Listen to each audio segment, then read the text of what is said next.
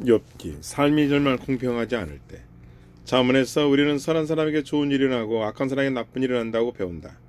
우리는 때문에 이런 자문의 신학을 좋아한다. 자문의 신학이 이치에 맞는 세상, 모든 사건의 편쟁원이 있는 세상, 공정한 승부라는 엄격한 법칙에 따라 움직이는 세상을 보여주기 때문이다. 실제로 많은 경우 세상은 그렇게 돌아간다. 그러나 이 땅 우리의 삶의 심각한 부조리, 즉 정말 공평하지 않거나 옳지 않은 상황, 자문과 상주는 상의 정면으로 맞닥 들어간다. 경건한 가정이 두 달 난 아이가 자동차 사고로 죽는다든지 착하고 마음이 넓은 사람이 암으로 덤도 죽다는 것이다. 이런 일들은 우리의 믿음을 뒤흔들고 이치에 맞는 해답을 찾는 헛된 노력하게 만든다. 왜 이런 일이 일어나는 걸까? 욥의 이야기는 이 문제와 씨름하며 삶의 이런 난처에 대처하는 법의 통찰을 제공한다. 욥기의 배경. 욥기에는 저자가 누구인지 기록 시기가 언제인지 구체적으로 알려주는 내용은 하나도 없다. 한편으로 욥기 책의 연대 결정에 도움이 될 만한 이스라엘 역사 사건에 대한 언급이 전혀 없다. 이야기쯤 아주 옛날 이스라엘이 가나안 땅에 정착이 훨씬 전인 족장 시절 거로 생각. 다른 한편은 욥기는 성경의 다른 부분을 암시한다며 욥의 친구들은 자문과 신명에 나온 신학을 지향한 것처럼 보인다. 욥기의 핵심. 욥기는 낱낱을 교리에 대한 시로 볼 수 있는 신학 진술의 나일이 아니다. 욥기는 이야기다. 이 이야기는 전체 달리 약간이 있지만 이야기 대부분 대화로 전달된다.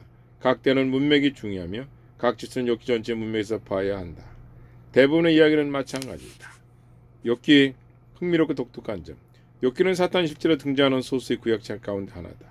욥기는 삶의 가장 질문 가운데 하나, 어째서 선한 사람에게 불행한 일이 일어나는가라는 문제를 다룬다. 하나님 이 책의 책머리에 끝머리에 친히 등장하신다. 그 부분에서 하나님에게 욥에게 두 차례 길게 말씀하신다.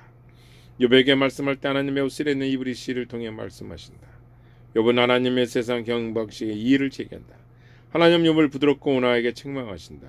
하나님은 욥에게 고난당한 일을 말씀해 주지 않으신다. 욥기의 메시지. 욥의 이야기는 아주 이상하게 시작한다. 욥은 하나님을 경외하는 흠없고 의로운 사람으로 소개된다. 욥은 많은 가족과 재물의 복을 누리고 있다. 그런데 사탄이 하나님 앞에 와서 욥의 동기에 대해 이의를 제기한다. 사탄은 욥이 누리는 복이 사라지면 욥이 하나님을 섬기지 않을 것이라고 주장한다. 그래서 하나님은 사탄이 욥의 복을 앗아가도록 허락하신다. 사탄은 재앙을 내려 욥의 가족을 죽이고 재산을 소멸한다. 그러나 욥은 여전히 신실함을 지키면서 이렇게 선언한다. 주신이 더 여호와시여 거두신 여호와시오니 여호와의 이름이 찬송을 받을지어다. 욥은 사탄이 틀렸다는 것을 입증했다. 그러나 사탄은 입증을 받고 이제는 욥이 건강 늙게 되면 하나님을 저주할 것을 주장한다. 그래서 여호와는 사탄이 욥의 건강을 빼앗도록 허락하신다. 욥은 심한 종기를 갖는다.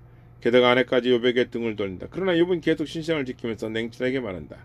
우리가 하나님께 복을 받았으니 화도 받지 아니하겠느냐. 결국 사탄이 틀렸다는 것이 입증되었고 이야기는 그렇게 끝나야 했다. 하지만 이제 욥의 동료들은 이 불안한 사건에 대한 분석을 시도한다. 욥의 불행의 원인과 의미를 밝히는 이들의 시도는 40장이나 되는 신학적인 대화를 낳는다. 분명히 어느 정도 시간이 흘렀다. 앞서 2장에서는 자신이 한 일을 받아 들었더니 문제는 점점 피통의 차례 태어났다면 더 나았을 것이라고 말한다. 욥은 자기가 태어난 날을 주어자며 나에게는 평온이 없다는 말로 끝을 맺는다. 욥의 세 친구가 해답을 탐색하다. 4장에서 26장에서 14장. 욥기 가운데 자리한 긴 단락은 욥과 학식은 세 친구가 하는 여러 발언으로 이루어져 있다. 이 단락에는 각 친구가 한 발언에 대해 욥의 반박이 나오는 세 번의 큰 대가 주기로 나타난다. 욥의 친구들은 두 가지 주는 방법성의 가정을 갖고 시작한다. 친구들은 인간의 지혜를 발휘하면 욥의 일을 포함하여 어떤 문제에 대해 답을 찾을 수 있다고 생각한다. 절대로 욥의 친구들은 문제를 이해하는 데 필요한 정보를 모두 입수할 수 있다고 생각한다.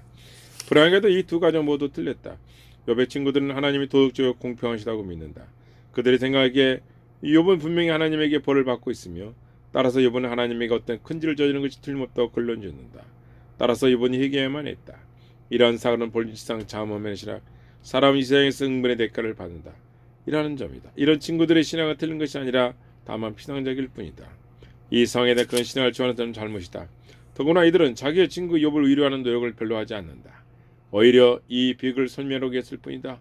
끝으로 세상을 그렇게 훌륭하고 소홀하게 이해하면서도 이 친구들은 사탄이 세상에 일으킬 수 있는 혼란과 파멸을 전혀 염두에 없는 것처럼 보인다. 욥은 자신이 하나님에게 엄청난 죄를 저지르지 않았으면 한다. 그러나 친구들의 논리 용서하는 데 어려움을 겪는다. 이야기 초반에서 욥이 일어난 일을 받아들이면서 하나님은 원하는 일을 하는 분이라고 냉철하게 결론 내린다. 9장에서 욥은 하나님의 공평하심과 능력을 찬양한다. 23장 이르면 욥의 어조가 바뀌어 하나님에게 질문을 던지기 시작한다. 23장에서 욥은 하나님의 법정에 서기를 바란다. 욥은 세상에서 하나님 공의가 사라졌으며 하나님이 자기의 소송 제기를 허락하시기만 하면 문제를 해결했을 것이라고 확신한다. 하지만 욥은 전능자이신 하나님은 에스카에도 그런 곳을 청취할 근무시간을 정해놓지 않으셨다고 한탄한다. 욥이 하나님을 불공평하다고 비난한다. 고난이 계속자 욥은 냉철한 태도를 잊어버리고 더 이의를 제기한다. 27장에서 욥은 하나님이 자기의 정당함을 부인하셨다고 비난하고 자기의 무거움을 선언하면서 자기의 신념을 이야기한다. 28장에서 욥은 지혜가 깊은 곳에 있으며 하나님만이 지혜 이른 길을 아신다고 선언한다. 그러고는 건강하게 복을 누리며 모든 사람이 종려를 받던 지난 날을 그리워하고 한탄한다. 31장에서 욥은 자신의 무거움을 구체적으로 언급한다. 욥은 자신의 많은 넉견과 전반적인 도덕성을 열거한다. 다음 이렇게 극적으로 선언한다. 나의 섬이 여기 있으니 전능자가 내게 대답하시를 바라노라. 나를 고발한 자가 있다면 그에게 고소장을 쓰게 하라. 욥은 자신의 무거움에 대한 심리와 소송을 요구하는 청원서를 하나님 앞에 들이밀고 있다. 엘리후 과장된 발언. 엘리후는 새로운 인물이다. 엘리후는 다른 인물보다 젊으며 따라서 동물의 말을 끝날까지 기다려야 했다. 엘리후는 스스로 무거다는 욥이 공언에 화가 났고 욥을 반박하지 못하는 다른 사람의 묻는망에도 화가 났다. 그런데 이제 엘리후가 자기 의견을 말하지만 사실상 엘리후의 말에는 새로운 것이 전혀 없고 다만 욥의 새 친구들의 말을 더 자세하게 전개할 뿐이다. 엘리후는 7장이나 장의 이야기를 돌아놓는다.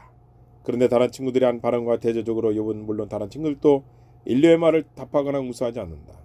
이는 아마 엘리후의 말을 진작에 받아들이는 사람이 아무도 없다는 점을 암시할 것이다. 하나님이 욥에게 말씀으로 응답하신다. 38장에서 42장. 욥은 하나님의 공의에 거듭 이의를 제기하면서 변론할 길을 주어진다면 자기의 무거움을 인정하셨다고 선언한다. 욥은 자신의 사례가 하나님의 공의에 의반됐다고 확신하면서 하나님에게 응답을 요청한다. 욥이 요청한 대로 하나님은 곧 나타날 것이지만 상황은 욥의 기대와 상당히 다르게 돌아간다. 9장에서 욥은 가령 내가 그를 부름으로 그가 내게 대답할지라도 그가 폭풍으로 날 친다고 지적으로 선언했었다.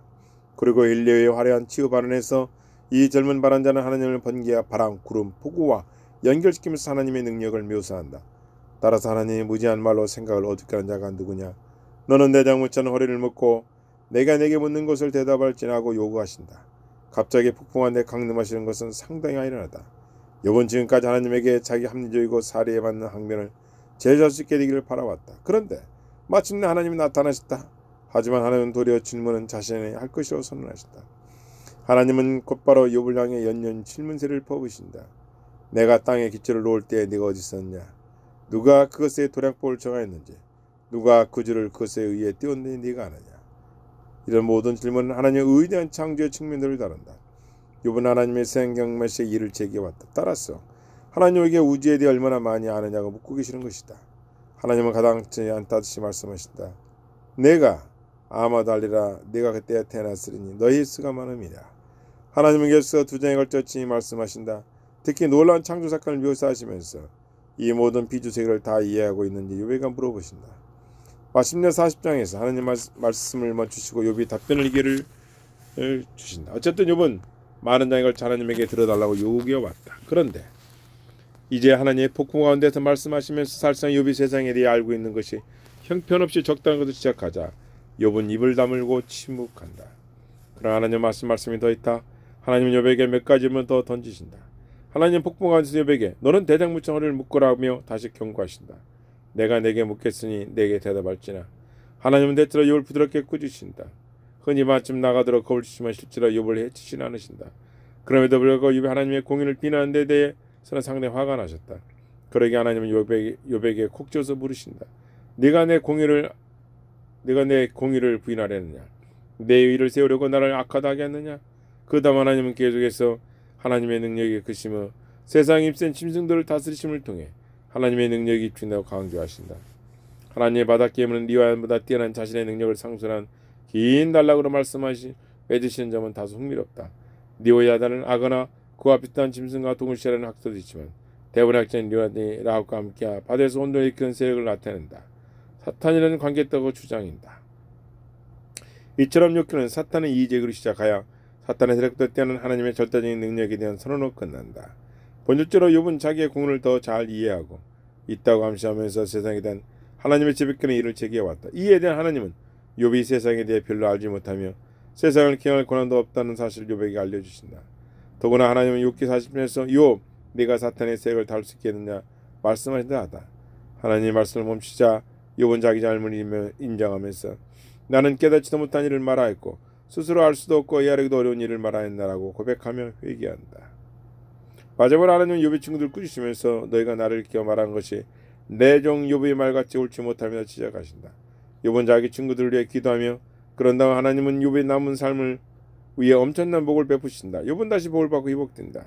하지만 하나님의 사탄의 이의제기와 욥이 당한 신의 진짜에 대해 욥에게 설명해주지 않는다는 점은 흥미롭다.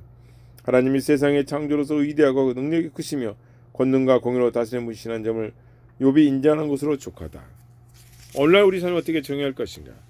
욥기에는 정의할 수 있는 많다. 제일 먼저 삶 가운데 커다란 비극을 당해 고통만 친구를 위로하고 싶다면 욥의 고통을 나누기보다 고난의 이유를 분석하는 시간을 허비했던 욥의 등을 튀지 말아야 한다. 둘째로 납작이 하는 비극이 닥칠 경우 당연히 욥기를 우리의 삶에 정의해 올 수 있다. 아무리 화가 나고 혼란스러울 때에도 우리는 욥 얘기를 통해 무엇보다 주권자이신 하나님이신지 주권자는 하나님이신지 우리가 아니라는 사실을 유념해야 한다. 하나님이시지 우리가 아니라는 사실을 유념해야 한다. 또한 하나님은 세상에 대해서 모두 알고 계시는 반면 우리는 사실상 거의 알지 못하는 점을 잊지 말아야 한다. 우리의 시간 매우 제한되어 있다. 우리는 원인과 결과를 모두 알지 못하며 영적인 전투를 언제나 볼 수 있는 것도 아니다. 또한 우리가 깨닫고 재차 인정할 사실은 하나님 언제나 공평하시지만 하나님의 공의를 우리에게 항상 설명해 주는 것이 아니며 따라서 때로는 우리가 깨닫거나 이해할 수 없다는 점이다.